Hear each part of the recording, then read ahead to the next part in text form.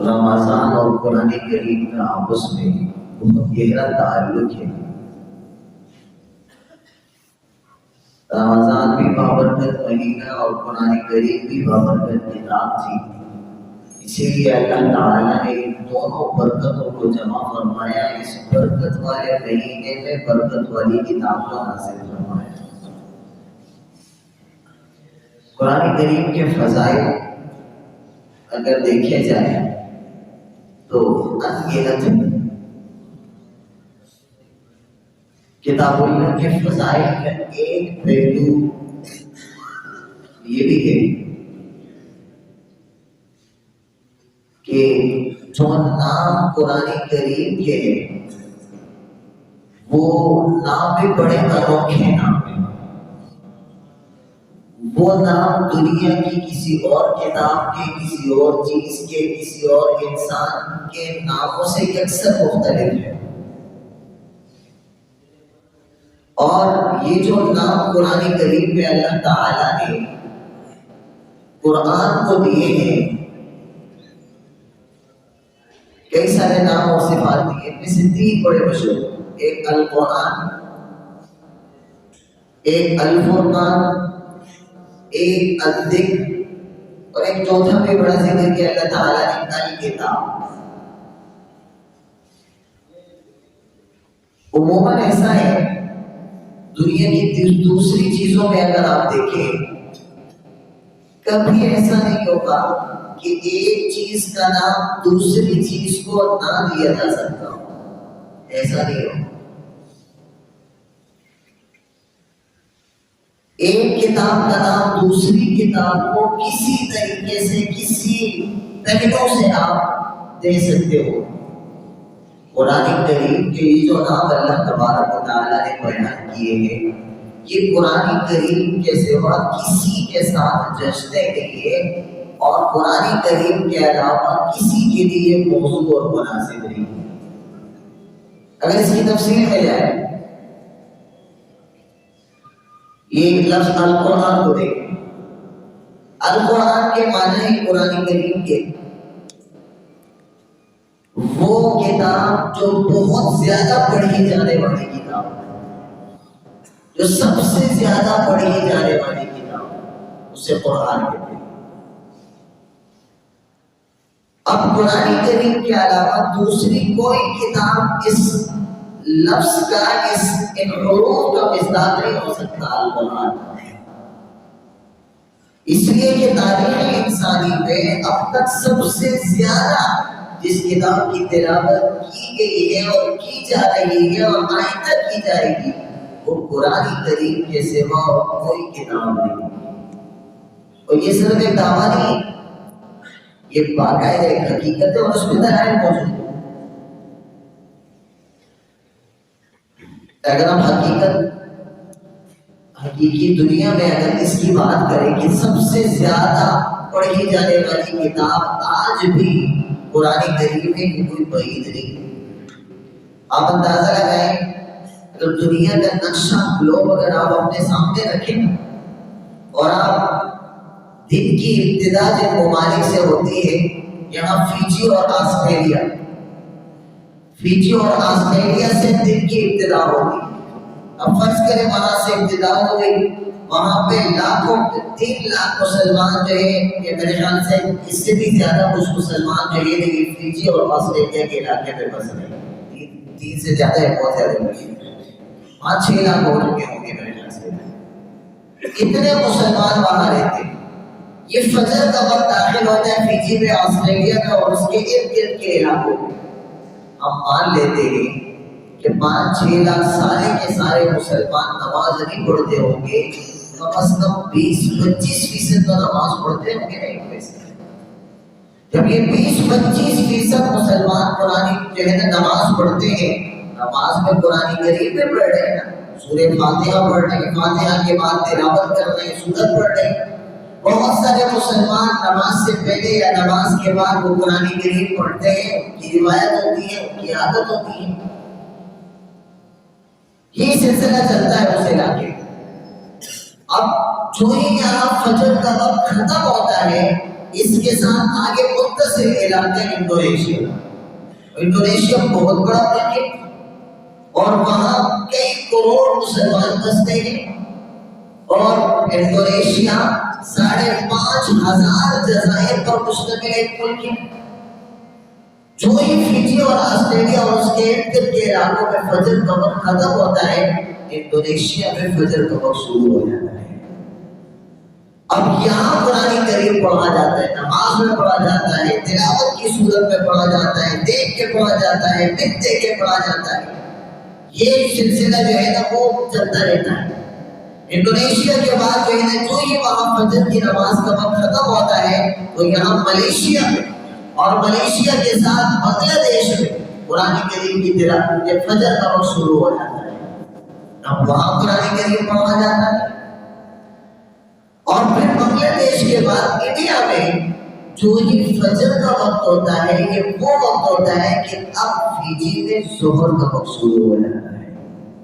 وہ قرآن کریم کی ایک لہر جو فیجی سے چلی تھی نا وہ انڈیا تک پہنچی۔ اب انڈیا پہنچ کے انڈیا میں بھی قرآن کریم فجر میں پڑھا جا رہا ہے تو فیجی میں ظہر میں پڑھا جا رہا ہے، اور کروڑوں مسلمان جو ہے بنگلہ دیش کے اور پھر انڈیا کے فیجی کے آسٹریلیا کے دوسرے ممالک کے جو ہے قرآن کریم پڑھتے ہیں پڑھاتے ہیں۔ پھر یہ سلسلہ آگے آتے ہیں ہمارے پاکستان کے بعد مشرق وسطیٰ میں یہ چین میں بہت سارے مسلمان سے قیام میں رہتے ہیں، افغانستان میں اور عرب ممالک میں قیام پڑھا جاتا ہے، اور فجر کا وقت جو ہے یہاں سے شروع ہوتا ہے۔ جب مصر میں فجر کا وقت ہوتا ہے اب وہاں فیجی میں عصر کا وقت ہونے لگتا ہے۔ اب فیجی میں عصر کے وقت قرآن کریم پڑھا جاتا ہے، ادھر جو ہے نا انڈیا اور اس کے ارد گرد کے علاقوں میں جو ہے نا ظہر یا ظہر سے کچھ پہلے کا وقت ہوتا ہے قرآن کریم پڑھا جاتا ہے، اور وہاں جو ہے فجر میں قرآن کریم پڑھا جا رہا ہوتا ہے مصر کے قریب علاقوں میں۔ اور پھر یہ سلسلہ جب آگے بڑھتا ہے، مصر کے بعد جب یہ روشنی ڈھلتی ہے اور اجالا ہوتا ہے، مراکش میں جب فجر کا وقت ہوتا ہے اب فیجی میں مغرب جو ہے عصر اور مغرب کا وقت ہو جاتا ہے۔ اب فیجی میں عصر اور مغرب کا وقت ہو جاتا ہے، یوں 5 لہروں کے ساتھ قرآن کریم پڑھا جا رہا ہے۔ ایک جگہ جو ہے فجر میں پڑھا جا رہا ہے مراکش میں، اور پھر اسی طرح مصر میں جو ہے ظہر میں پڑھا جا رہا ہے، انڈیا اور اس کے ارد گرد کے علاقوں میں ظہر میں پڑھا جا رہا ہے، اور جو ہے وہ فیجی میں جو ہے اس وقت مغرب میں قرآن کریم پڑھا جا رہا ہے۔ اور اگر آگے چلے، اگر جو ہے امریکہ کی بات کریں، امریکہ میں جب فجر کا وقت شروع ہوتا ہے اب فیجی میں عشاء کا وقت شروع ہو جاتا ہے۔ تو یوں جو ہے نا اس پورے جو ہے اس تسلسل کے ساتھ اللہ تبارک و تعالیٰ قرآن کریم پڑھتا اور پڑھواتا ہے۔ اور اگر یوں کہے کہ کوئی ایک لمحہ بھی زندگی کا ایسا نہیں گزرتا ہے شروع زمین پہ جو بغیر تلاوت کے گزرتا ہو، تو یہ سب سے زیادہ پڑھی جانے والی کتاب، اور یہ قرآن کریم کو یہ اعزاز حاصل ہے۔ کسی اور کتاب کو یہ اعزاز حاصل نہیں ہے جتنی کثرت سے اور جتنے تواتر سے قرآن کریم پڑھا جاتا ہے، اور کوئی قرآن کریم نہیں پڑھا جاتا۔ اگر نقشہ ہوتا ہے نا آپ کے سامنے، یہ چیز اور اچھے طریقے سے سمجھ آتی ہے، تو آپ اس کو جا کے کہیں دیکھ بھی سکتے ہیں دنیا کے اس نقشے میں کہ قرآن کریم کیسے شروع ہوتا ہے نماز کے اوقات کے ساتھ اور کیسے جا کے ختم ہوتا ہے۔ اللہ تعالیٰ نے کس خوبصورتی کے ساتھ اس قرآن کریم کی تلاوت کو پوری دنیا میں پھیلا دیا ہے۔ قرآن کریم کا دوسرا نام ہے الفرقان۔ الفرقان کے عربی میں معنی ہے فرق کرنے والا، لیکن اس کے ساتھ اس کے ایک معنی ہے ہمیشہ کے لیے فرق کرنے والا۔ حالانکہ فرق کرنے والا اور بھی بہت ساری چیزوں کا معنی ہو سکتا ہے، لیکن قرآن کریم کا جو معنی ہے فرق کرنے والا، اس معنی کی خاصیت یہ ہے ایسا فرق کرنے والا جو مسلسل فرق کرنے والا، یعنی قیامت تک جو ہے ایک کسوٹی اور معیار ہے، قیامت تک کے لیے قرآن کریم حق اور باطل کے درمیان فرق کرنے والا کہلائے گا۔ اور یہ قرآن کریم کا احساس ہے۔ قرآن کریم نے حق اور باطل میں 1400 سال سے جو فرق کیا آج بھی چل رہا ہے اور قیامت تک چلے گا۔ اگر آپ کسی کو اچھا اور برا کہنا چاہتے ہیں اور آپ کے پاس کون سی کسوٹی، کون سا معیار ہوگا، آپ اس معیار پہ اس انسان کو، اس پرسنالٹی کو، اس شخصیت کو یا اس کردار کو پرکھیں گے تو وہ قرآن کریم کا معیار ہے۔ امی عائشہ رضی اللہ عنہا نے فرمایا تھا کانا خلقہ القرآن، جناب نبی کریم صلی اللہ علیہ وسلم کے اخلاق کیا ہے؟ چلتا پھرتا قرآن کریم، یہ ہے حق اور باطل کے درمیان فرق کرنے والا۔ یہی قرآن کریم کا کردار جب آپ صلی اللہ علیہ وسلم نے اختیار کیا تو آج نہ صرف مسلمان غیر مسلم بھی آشش کرتے ہیں آپ کے کردار پہ، اور آپ صلی اللہ علیہ وسلم کی پاکیزگی کا نعرہ لگائے بغیر وہ نہیں دیتے، غیر مسلم بھی کہتے ہیں۔ تو یہ ہے قرآن کریم جو فرق کرنے والا ہے، اور یہ معنی اللہ تعالیٰ نے الفرقان سے ہوا ہے۔ قرآن کریم کا ایک نام اللہ تبارک و تعالیٰ نے ذکر کیا ہے الذکر، ذکر۔ ذکر کہتے ہیں بار بار دہرایا جانے والا، ریپیٹڈ، بار بار دہرایا جانے والا، یہ ہے ذکر۔ یہ بھی قرآن کریم کے علاوہ اور کسی کتاب کی کسی چیز کی کوئی خاصیت نہیں ہو سکتی۔ جتنا زیادہ دنیا میں قرآن کریم کو دہرایا جاتا ہے کسی اور چیز کو نہیں دہرایا جاتا۔ قرآن کریم کو کیسے دہرایا جاتا ہے؟ ایک تو اس طرح بھی دہرایا گیا، اللہ تعالیٰ نے حضرت آدم سے لے کر جناب محمد رسول اللہ صلی اللہ علیہ وسلم تک انبیاء کو جو پیغام دیا نا، پیغام وہ کوئی نیا پیغام نہیں تھا، وہ یہی باتیں تھی جو قرآن کریم، اس میں توحید کا ذکر تھا، رسالت کا ذکر تھا، ایمان بالآخرہ کا ذکر تھا، جو بیسک پلرز ہیں، بنیادی عقائد ہیں، وہ یہی تین چیزیں۔ اور یہ ہر دور میں ہر کتاب اور ہر نبی کو دے کر اللہ تعالیٰ نے ان چیزوں کو دہرایا۔ تو پھر تمام جو شریعتوں کو جمع کر کے اللہ تبارک و تعالیٰ نے قرآن کریم کی شکل میں نازل کر کے دہرا دیا ہے، اسی لیے فرمایا قرآن کریم کو الذکر۔ اس کی تعلیمات دوبارہ اللہ تعالیٰ کی طرف سے نازل کی جا رہی ہے۔ اور ذکر کا ایک معنی یہ بھی ہے یاد کیا جانے والا، یاد کرنا، یاد کیے جانے والا۔ اور اس میں بھی کوئی دو رائے نہیں ہے کہ سب سے زیادہ آج تک قرآن جس کتاب کو یاد کیا گیا اور اس کو زبانی محفوظ کیا گیا وہ قرآن کریم کے سوا دوسری کوئی کتاب نہیں ہو سکتی۔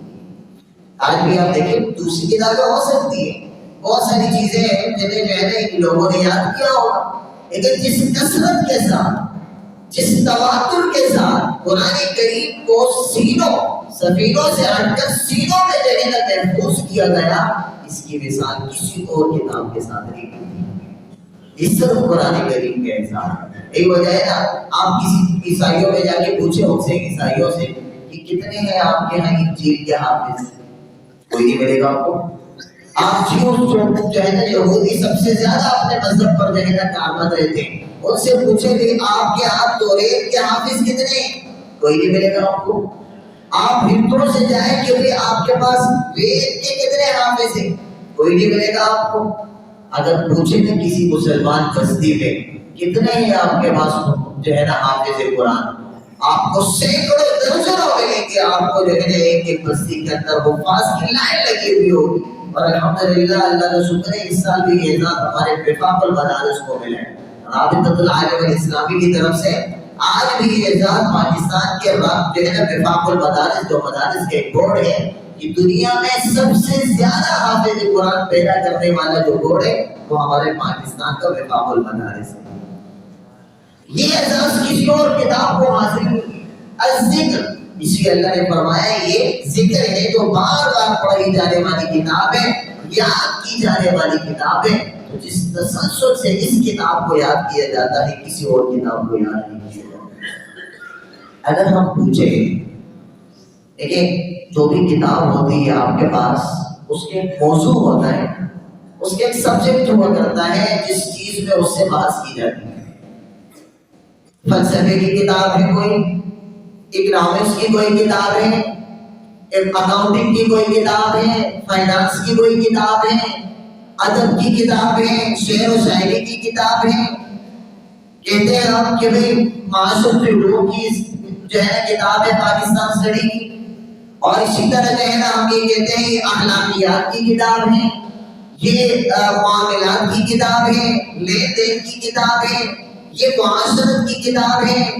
اس میں اس خاص طرح سے جو ہے نا رسول اللہ صلی اللہ علیہ وسلم کی تجارت کو ذکر کیا گیا ہے، اور فیملی سے متعلق میٹرز کو ذکر کیا گیا ہے۔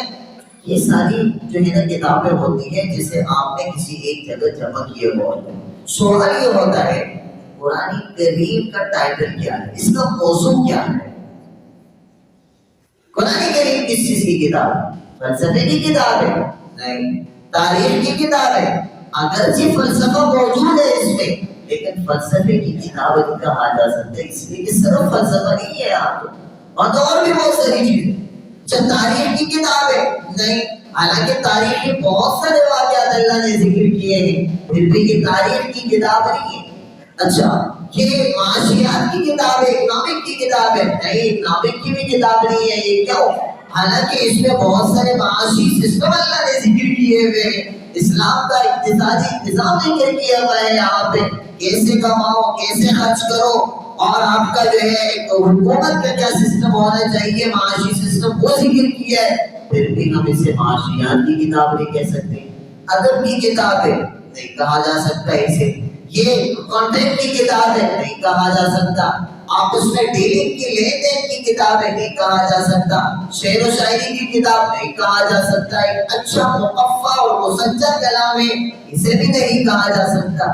پھر سوال یہ ہوتا ہے کہ قرآن کریم کو کیا نام دیا جائے، کس سبجیکٹ سے، کس موضوع سے متعلق، اس میں کس چیز سے بحث کی گئی؟ تو سادے الفاظ میں کیوں کہا جا سکتا ہے اس میں انسان کو انسان بنانے کی ذمہ داری کو بیان کیا گیا ہے، کہ انسان کی دنیا میں کیا ذمہ داری ہے یہ بیان کیا گیا ہے، اور انسان کا اینڈ ریزلٹ کیا ہونا ہے، انسان کا اختتام اور مرنے کے بعد انسان کے ساتھ کیا ہونا ہے، یہ دو چیزیں اللہ تعالیٰ نے بیان کر دی۔ آپ سمجھ لیجیے گا، چونکہ انسان کی بنیادی ذمہ داریوں کو بیان کیا گیا ہے اس قرآن کریم میں، انسان کا کی زندگی کا جس پہلو سے تعلق تھا وہی ساری چیزیں اللہ تعالیٰ نے بیان کر دی۔ معاشیات کے ساتھ انسان کا تعلق تھا نا، اللہ نے تھوڑا سا پورشن اس کا بھی جو ضروری پورشن تھا وہ بیان کر دیا۔ اخلاقیات انسان کی زندگی کا ایک حصہ تھا، اللہ تعالیٰ نے وہ بھی بیان کر دیا قرآن کریم میں۔ ہسٹری انسان کے لیے کچھ مفید تھی، اللہ نے وہ بھی کچھ حصہ بیان کر دیا۔ عقائد انسان کی زندگی کا ایک بنیادی جو ہے نا ایک سبب تھا، اللہ نے اسے بھی پرزور طریقے سے بیان کر دیا۔ اسی طرح جو ہے معاملات اور لین دین یہ بھی انسان کی زندگی کا ایک حصہ تھا، اللہ نے اسے بھی بیان کر دیا۔ سائنس یہ انسان کی زندگی میں بہت حد تک جو ہے نا ضرورت تھی اس کی، اللہ تبارک و تعالیٰ نے اسے بھی بیان کر دیا۔ اور دوسری ایک بات یاد رکھیے گا، دنیا میں جتنے بھی سائنسی علوم ہیں نا، سائنسی وہ کہہ سکتے ہیں نا قرآن کریم نے انسان کے جیون بتایا ہے، انسان کا مرنا بتایا ہے، تو بھائی یہ تو سارا سائنس نے بھی بتایا ہے۔ تو یاد رکھیے گا قرآن میں اور سائنس میں ایک فرق آ جاتا ہے۔ سائنس ہمیشہ جو بات کرتی ہے اپنے ماضی کی بات کرتی ہے، سائنس نے ہمیشہ جو بات کی ہے یا کرتا ہے وہ ماضی میں یہ ہوا، ٹھیک ہے نا، انسان شروع میں کیسے بنا، ڈارون کی تھیوری تھی، بندر تھا، اور پھر جو ہے نا یہ ترقی کرتا کرتا نظریہ ارتقاء جسے کہا جاتا ہے وہ تھا، اس سے بات کرتا ہے۔ اور بہت ساری چیزیں کہ وہ اب تک جو ہے نا وہ سورج، چاند اور اس گلیکسی میں، اس کے انتشار میں، سولر سسٹم میں یہ کچھ ہوتا رہا، سائنس اس سے بات کرتی ہے۔ آئندہ کیا ہوگا اس سے سائنس بیان نہیں کرتی۔ قرآن کریم نے آئندہ آنے والی خبروں کے بارے میں بھی بتایا ہے، ایک بات۔ دوسری بات یہ ہے سائنس یہ تو بتاتی ہے نا کہ یہ ہوگا، یہ ہونے جا رہا ہے اور یہ ہوا ہے۔ سوال یہ ہے عملی زندگی میں سائنس نے اپنے لوگوں کو کیا کچھ بنیادی احکامات دیے، انسان کو کیسے ہونا چاہیے، انسان کو کیسے زندگی گزارنی چاہیے، انسان کے اخلاق کیسے ہونے چاہیے، انسان کی ڈیلنگ کیسی ہونی چاہیے، انسان کی روزمرہ کی زندگی کیسی ہونی چاہیے، یہ سائنس نہیں بیان کرتی، قرآن کریم نے اسے بیان کیا ہے۔ یہ ساری چیزیں علم گفتگو تھی، لیکن آپ کے سامنے یہ رکھنے کا مقصد یہ تھا کہ قرآن کریم ایک منفرد اور ایک یونیک کتاب ہے، اور جو ہے اس کا کوئی، اس سے پہلے شاید ہم نے جو ہے نا قرآن کریم کے معجزات کے حوالے سے ایک دو تین لیکچر آپ کے سامنے دیے تھے، اس اینگل سے بھی قرآن کریم کو آپ دیکھیں تو قرآن کریم بہت انوکھا، بہت منفرد اور بڑا یکتا ہے کہ قرآن کریم کے ناموں تک میں جو ہے نا یکسانیت دوسری چیزوں کے ساتھ نہیں پائی گی۔ قرآن کریم کے نام بھی اللہ تعالیٰ نے ایسے خوبصورت رکھے ہیں جو صرف اس میں پھر بیٹھتے ہیں، کسی اور چیز پہ نہیں۔ قرآن کریم کا جو اندر کا موضوع ہے وہ قرآن کریم کے علاوہ کسی اور چیز کے ساتھ جچتا نہیں ہے، اور یہی وجہ ہے کہ قرآن کریم جو ہے جب اس سے کوئی سیکھنے سمجھنے پڑتا ہے اور بیٹھتا ہے تو اس کے جو احساسات ہوتے ہیں وہ دوسرے تمام علوم، تمام کتابوں اور تمام موضوعات سے بالکل ہٹ کے ہوتے ہیں۔ قرآن کریم کی جو پڑھتے ہوئے جو قرآن کریم کے جو تلاوت کرنے والے کے جو جذبات ہوتے ہیں وہ جذبات نہیں ہوتے جو آپ کسی کتاب کے اور کسی وید کے، کسی کرشنا کے، کسی بھارتا مامتا کے اور جو ہے نا توریت کے، انجیل کے ہوں، وہ والے احساسات نہیں ہوتے، بلکہ ایک الگ سے احساسات ہوتے ہیں، اور وہ احساسات اس پڑھنے والے کو اس بات پر مجبور کرتے ہیں کہ یہ اللہ کا کلام ہے، کسی انسان کا کلام نہیں ہو سکتا۔ میرے دوستو، ایک طرف قرآن کریم اتنا جو ہے زبردست اللہ کا معجزہ اور کلام تھا، اور اتنا زبردست اللہ تبارک و تعالیٰ کی تعلیمات کے ایک مظہر تھا۔ اب سوال یہ ہے کہ میں نے اور آپ نے اس کا کتنا حق ادا کیا اپنی زندگی میں؟ قرآن کریم کا جو حق تھا وہ میں نے کس درجے، کس حد تک ادا کر دیا؟ ہم نے صرف رمضان تک کے لیے قرآن کریم رکھا ہوا ہے۔ بہت سارے لوگ جو رمضان میں ایک قرآن، دو قرآن، تین قرآن، چار قرآن، پانچ، چھ قرآن زیادہ سے زیادہ ختم کرتے تھے۔ کیا یہی اس کا حق تھا؟ کیا رمضان کے علاوہ باقی اوقات میں پڑھنا قرآن کریم کو اس کا کوئی حق نہیں ہے؟ ایک بات۔ دوسری بات یہ ہے کہ جہاں رمضان میں بھی ہم قرآن کریم پڑھتے ہیں، اس کی تلاوت کرتے ہیں، کیا قرآن کریم کا حق صرف تلاوت کر لینا تھا؟ کیا قرآن کریم کو سیکھ لینا، کیا یہ اس کا حق نہیں تھا؟ اور یاد رکھیے گا، میں نے کل انڈیا کے مشہور عالم مولانا خلیل الرحمن سجاد نعمانی صاحب، ان کی درد بڑی جو ہے نا وہ گفتگو سنی، بہت خوبصورت انداز میں وہ یہ کہہ رہے تھے کہ قرآن کریم کو نہ سیکھنے کا گناہ جو ہے یہ آج امت میں جو ہے نا وہ عمومی طور پر، اجتماعی طور پر پھیل چکا ہے، اور یہ وہ گناہ ہے جس سے ہم گناہ کی سمجھ رہے ہیں۔ قرآن کریم نہ سیکھنے کا، ہم سے کتنے سارے ایسے لوگ ہیں جو یہی چاہتے ہیں یار میں زندگی گزاروں، لیکن میرا من یہ چاہتا ہے میں زندگی ایسے گزاروں جیسے قرآن کریم کہتا ہے۔ کتنے سارے لوگ ہیں جو یہی چاہتے ہیں۔ کیا ہے ان میں سے جو ہے نا ہم میں سے دو تین لوگ بھی ہیں ایسے؟ اگر نہیں ہے، میں کتنے بڑے گناہ کا ارتکاب کر رہا ہوں۔ میں جو ہے 60 سال کی زندگی جی چکا، میں 40 سال کی عمر بیت چکا، 30 سال ہو گئے میری زندگی کے، 70 سال ہو گئے میری زندگی کے، میں نے کبھی نہیں سوچا کہ میری زندگی قرآن کے مطابق ہو۔ میں کیسے مسلمان ہوں؟ میں کیسے اہل قرآن ہوں؟ میں کیسے اللہ کا نمائندہ ہوں یہاں پہ؟ اللہ کا خلیفہ کیسے کہوں گا؟ اللہ کے احکامات کا بتائیے مجھے۔ یہ اللہ کے احکامات ہیں، اللہ نے ہم سے جو ہے نا جو بات کی ہے، جو گفتگو کی ہے، قرآن کریم کے ذریعے سے کی۔ آج میں خود کو ولی اللہ کہوں گا، آج میں خود کو اللہ والا کہوں گا، آج میں خود کو مسلمان اور ایمان لانے والا کہوں گا، لیکن اگر مجھ سے پوچھا جائے بتاؤ بھائی قرآن کریم میں کیا ہے، آپ کی زندگی کس حد تک قرآن کریم کا پردہ ہے، تو کیا میں اسے بیان کر سکتا ہوں؟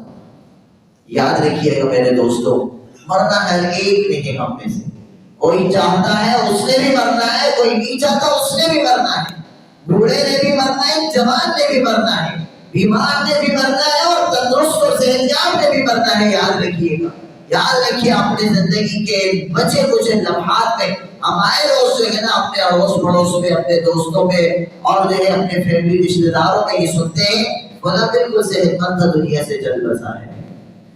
اس لیے موت کا کوئی وقت نہیں ہے میرے بھائی، اور موت کے لیے کوئی ترتیب نہیں ہے۔ کہ پہلے بڑا جائے گا اور پھر چھوٹا جائے گا، ایسی کوئی ترتیب نہیں ہے، یاد رکھیے گا۔ تو اس لیے میرے عزیزوں ذرا یہ سوچ لیں کہ کل کو اگر میری موت ہونی ہے، آج میں نے قرآن کریم کو کتنا اپنی زندگیوں میں اتارا ہے، اور قرآن کریم کو اپنی زندگیوں میں اتار کر کتنا جو ہے نا دوسرے لوگوں تک اس کو پہنچایا ہے۔ انتہائی معذرت سے اکثر یہ میں کہتا ہوں، میری عمر تو ڈھل گئی ہے، میں تو 60 سال کا ہوں، میرے پاس ایک بہانہ ہے کہ بھئی اب نہیں سیکھا جاتا۔ کیا میں نے اپنے اولاد کی پرورش قرآن کریم کے جو ہے نا تعلیمات کے مطابق کی ہے؟ ذرا ہم میں سے ہر ایک شخص جو ہے وہ انسان سے اپنے دل سے پوچھے، میں جو توجہ اپنے بچوں کی اسکول کی تعلیم پہ کرتا ہوں، کیا قرآن کریم سکھانے پہ بھی وہ توجہ دیتا ہوں اپنے بچوں کی، اپنے اولاد کی؟ اگر نہیں کرتا، اللہ کی قسم میں نقصان میں ہوں گے، خسارے اور گھاٹے میں ہوں گے۔ اور آج میں یہ سمجھتا ہوں نا، میں بچوں کو حافظ بناؤں گا، میں بچوں کو قرآن کا قاری بناؤں گا، میں بچوں کو عالم بناؤں گا، بچہ کہاں سے کھائے گا؟ اللہ کی قسم ان سے اچھا کھائے گا جو ان سے زیادہ کماتے ہیں، جو ان سے زیادہ کماتے ہیں ان سے اچھا کمائے گا۔ کبھی اس چیز کو دیکھیں، جا کے خود جا کے دیکھیں کہ جو دین سے وابستہ ہے، جو قرآن سے وابستہ ہے، اور یہ اللہ کا فرمان ہے۔ اللہ کے رسول صلی اللہ علیہ وسلم نے فرمایا، اللہ فرماتا ہے من شغلہ القرآن عن ذکری و مسئلتی اعطیتہ افضل ما اعطی السائلین۔ جو قرآن کریم پڑھنے پڑھانے میں مشغول ہو گیا اور اسے وقت نہ ملا مجھ سے مانگنے کا، میں دنیا والوں میں سب سے اچھا کھلاؤں گا، اسے سب سے اچھا کھلاؤں گا۔ یہ میرے رب کا فرمان ہے، اس کا وعدہ ہے۔ بھلے میں مانوں نہ، لیکن حقیقت یہی ہے، یاد رکھیے گا۔ اور یہ دنیا میں جا کے جو ہے نا، اگر میں آنکھیں کھول کے اگر یہ سروے کروں، اس کا انکار نہیں کیا جا سکتا۔ اس لیے میرے عزیزوں، ہم خود قرآن کریم سے جو ہے نا دل لگی پیدا کریں، اور قرآن کریم پڑھنے کے ساتھ سیکھے بھی۔ اول تو پڑھتے نہیں ہیں، اور جو پڑھتے بھی ہیں پھر سیکھتے کتنے سارے لوگ ہیں۔ اور دوسرے یہ ہے کہ اپنے آنے والی نسلوں، آپ اپنے بچے کو ڈاکٹر بنائیں، بہت اچھی بات، آپ ان کو انجینئر بنائیں، بہت اچھی بات، آپ اپنے بچے کو بزنس مین بنائیں، بہت اچھی بات۔ خدا اپنے بچے کو قرآن کریم پڑھ کے بزنس مین بنائے، قرآن کریم اپنے بچے کو قرآن کریم پڑھا کر اسے ڈاکٹر بنائے، قرآن کریم پڑھا کر اسے انجینئر بنائے، قرآن کریم پڑھا کر دنیا کے کسی شعبے میں بھیجے۔ وہ نکھرا ہوا آئے گا، بہترین انسان بنے گا، اور آپ کے لیے صدقہ جاریہ بنے گا۔ اور جب آپ ایک ایک نیکی کے لیے ترس رہے ہوں گے، وہ آپ کے لیے ایثار ثواب کرے گا، یہ آپ کے فائدے کے لیے ہوگا۔ اس لیے اللہ سے دعا ہے، اللہ تبارک و تعالی ہمیں قرآن کریم سے خصوصی زندگی اور قرآن کریم کو سیکھنے والا اور اس پر عمل کرنے والا بنائیں۔ وآخر دعوانا الحمدللہ۔